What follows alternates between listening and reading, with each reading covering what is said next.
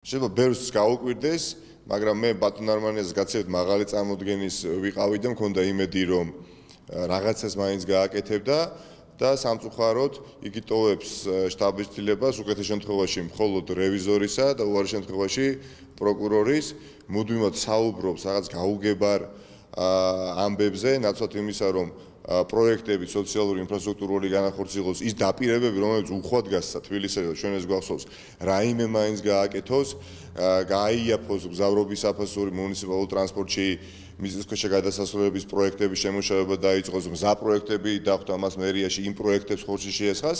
იგი დღენიად საუბრობს იმაზე, თუ რა ცუდი იყო წინა ქალაქის მთავრობა. და სრულიად წარმოუდგენელი რამ გააკეთა, გადაწყვეტილება მიიღო 35 მილიონი ლარი კომერციული ბანკიდან ისესხოს, დღეს თქვა, რომ შესაძლებელია ეს არ დაჭირდეს, მაგრამ იყოს მაინც საკრედიტო ხაზი დამტკიცებული.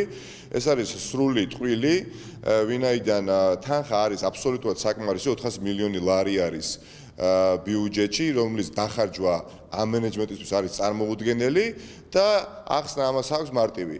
მათ აიღეს უამრავი ვალდებულებები სხვადასხვა საზოგადოებრივი ჯგუფებიდან წინასაარჩევნო კამპანიაში და ბუნებრივია ეს ხალხი ობიექტურად და სამართლიანად ითხოვს ამ დაპირებების შესრულებას და მოიფიქრეს ესეთი რაღაცა, რომ გაუგზავნონ გზავნილი საზოგადოებაში, თითქოს თანხა მათ არ აქვთ და წელს ამ პროექტებს ვერ განახორციელებენ. არა, სინამდვილეში 400 მილიონი ლარი არის ანგარიჯზე დედაქალაქის მერიაში.